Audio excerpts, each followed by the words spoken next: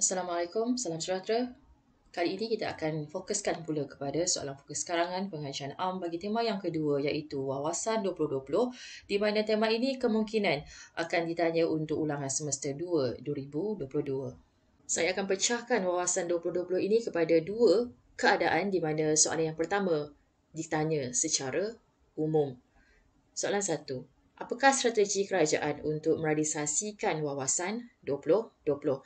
Strategi nama lainnya ialah kaedah, cara, usaha atau langkah yang dilakukan oleh kerajaan untuk merealisasikan Wawasan 2020. Antaranya, melahirkan modal insan kelas pertama, menjadikan Malaysia destinasi pelaburan antarabangsa, meningkatkan penyelidikan dan pembangunan dalam pelbagai bidang, membangunkan infrastruktur berteknologi tinggi. Soalan yang kedua berkaitan dengan isu utama yang perlu ditangani sebelum mencapai status negara maju. Isu utama ini adalah isu yang termaktub bagi mencapai Wawasan 2020. Jadi ada item-item yang tidak boleh ditambah ataupun digugurkan kerana dia sama seperti prinsip rukun negara. Contohnya, isu pembentukan satu negara bangsa Malaysia. Isu keadilan ekonomi dan sosial. Sekiranya pelajar menulis isu keadilan ekonomi sahaja, saya risau jawapan itu akan jadi salah ataupun dapat satu markah sahaja. Untuk isu yang ketiga, isu moral dan etika, isu mewujudkan sebuah negara perindustrian. Soalan yang ketiga, apakah persediaan yang perlu dilakukan oleh rakyat Malaysia bagi mencapai tujuan menjadikan Malaysia negara maju? Persediaan yang pertama yang perlu dilakukan oleh rakyat. Rakyat haruslah bersatu padu, menyemai sikap bermoral dan beretika, mewujudkan masyarakat yang adil dalam bidang ekonomi, memupuk sifat penyayang dalam kalangan rakyat. Bahagian yang kedua ialah soalan-soalan yang menggunakan cabaran dalam Wawasan 2020. Soalan yang pertama berkaitan dengan cabaran yang keempat iaitu mewujudkan masyarakat yang sepenuhnya bermoral dan beretika. Kehendak soalan akan muncul selepas istilah jelaskan sebab-sebab kerajaan menetapkan matlamat sebegini. Apakah sebabnya? Apakah rasionalnya kerajaan menetapkan cabaran yang keempat ini? Jawapan yang pertama atau sebab yang pertama, peningkatan gejala sosial, integriti penjawat awam semakin terhakis, penularan budaya negatif dan kurangnya penghayatan agama. Sebab nama lainnya ialah keadaan yang menyebabkan kerajaan menetapkan matlamat ini. Soalan yang kedua berkaitan dengan cabaran yang kelima iaitu mewujudkan masyarakat liberal dan bertoleransi. Cabaran tersebut perlu dihadapi dalam usaha menjadikan Malaysia sebuah negara maju. Cabaran tersebut perlu dihadapi untuk mewujudkan perpaduan, mewujud atau mengukuhkan kesetiaan kepada negara, melahirkan masyarakat yang berfikiran terbuka dan memajukan ekonomi negara. Soalan ketiga, cabaran yang keenam, mewujudkan masyarakat saintifik dan progresif. Oleh itu, pelbagai pihak perlu memainkan peranan. Peranan pelbagai pihak untuk mencapai hasrat mewujudkan masyarakat saintifik dan progresif. Pihak yang pertama, peranan pihak sekolah, peranan pihak ibu bapa, peranan pihak kerajaan dan peranan pihak media massa.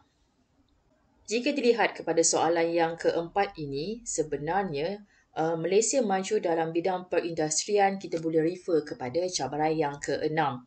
Seperti soalan tadi, menggunakan cabaran yang keenam, saintifik dan progresif. Pelbagai usaha telah dilakukan oleh kerajaan bagi mencapai matlamat menjadikan Malaysia maju dalam bidang perindustrian. Usaha, strategi, langkah. Yang pertama, melaksanakan dasar perindustrian negara, menggalakkan kemasukan pelabur asing, menyediakan tenaga buruh yang mencukupi, menggalakkan program penyelidikan dan pembangunan. Untuk soalan yang kelima, merupakan cabaran ketujuh Wawasan 2020 iaitu mewujudkan masyarakat penyayang. Selepas istilah jelaskan akan muncul kehendak soalan iaitu keadaan yang menyebabkan kerajaan menekankan cabaran ini. Keadaan ataupun rasional ataupun sebab kerajaan atau situasi. Okay? Semua penggunaan fokus isu ini akan membawa kepada jawapan yang hampir sama. Keadaannya, kurang amalan nilai-nilai kemasyarakatan, peningkatan masalah sosial dalam kalangan masyarakat, penganiayaan terhadap kanak-kanak semakin meningkat dan pengabaian golongan tua. Soalan yang keenam masih di dalam cabaran yang ketujuh, mewujudkan masyarakat penyayang dan budaya menyayangi. Soalan dia, apakah kesan sekiranya budaya ini tidak diterapkan? Fokus isu 1. Dan fokus isu yang kedua ialah pihak yang berperanan untuk mencapai tujuan mewujudkan masyarakat penyayang dan budaya menyayangi. Kesan yang pertama, mewujudkan pelbagai gejala sosial atau keruntuhan institusi kekeluargaan, manakala bagi fokus isu yang kedua, peranan institusi kekeluargaan dan peranan institusi keagamaan. Saya kongsikan beberapa perkara penting bagi tema Wawasan 2020 di mana pelajar perlu memahami ke-99 cabaran dalam Wawasan 2020 sama ada mewujudkan negara atau mewujudkan masyarakat. Yang pertama, mewujudkan negara Malaysia yang bersatu. Untuk nombor dua, mewujudkan masyarakat yang berjiwa bebas, tenteram dan maju. Mewujudkan masyarakat demokratik yang matang dan seterusnya. Okey, apa yang pelajar perlu tahu?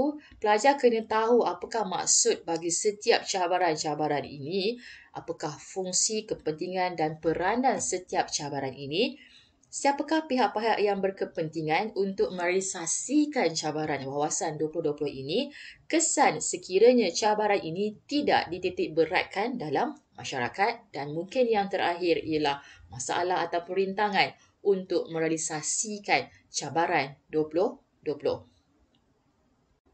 Perkara yang kedua yang saya ingin kongsikan ialah Wawasan 2020 ini juga boleh menjadi soalan yang lain menggunakan idea yang sama tetapi untuk menjawab soalan yang pertama, usaha untuk menjadikan Malaysia sebuah negara maju merujuk kepada Wawasan 2020. Okey.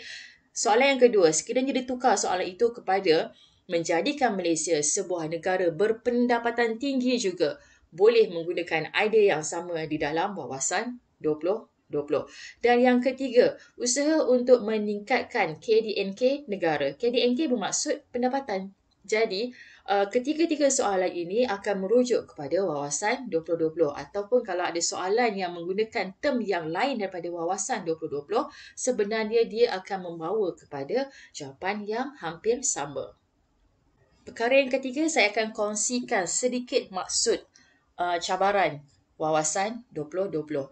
Cabaran ini memang telah pun termaktub. Cabaran pertama apa, cabaran ke-9 apa. So, dia tak ada berterabur. Okay, pelajar kena tahu cabaran yang pertama, mewujudkan negara Malaysia yang bersatu. Apakah dia maksudkan dengan cabaran yang pertama ini?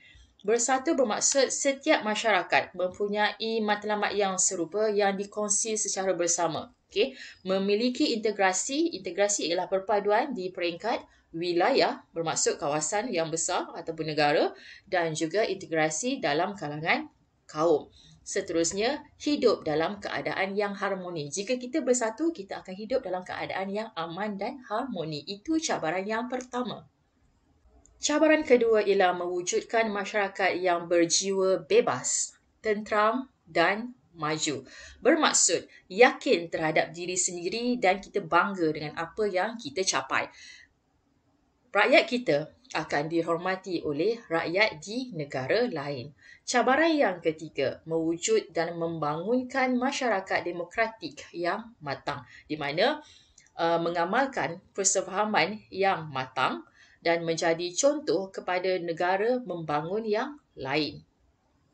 Cabaran keempat, mewujudkan masyarakat yang sepenuhnya bermoral dan beretika lebih kepada nilai-nilai murni dan juga etika pada setiap individu.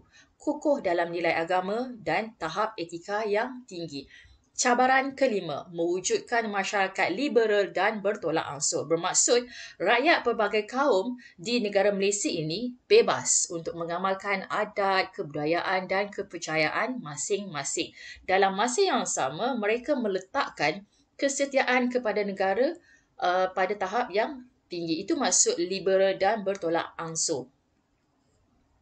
Cabaran keenam, mewujudkan masyarakat saintifik dan progresif lebih kepada sains dan teknologi, di mana masyarakat mempunyai daya perubahan yang tinggi, senang untuk berubah. Dan selain daripada kita menggunakan sains dan teknologi, kita juga menyumbang kepada tamadun saintifik dan teknologi pada masa hadapan. Bermaksud kita selain daripada pengguna, kita juga adalah pengeluar.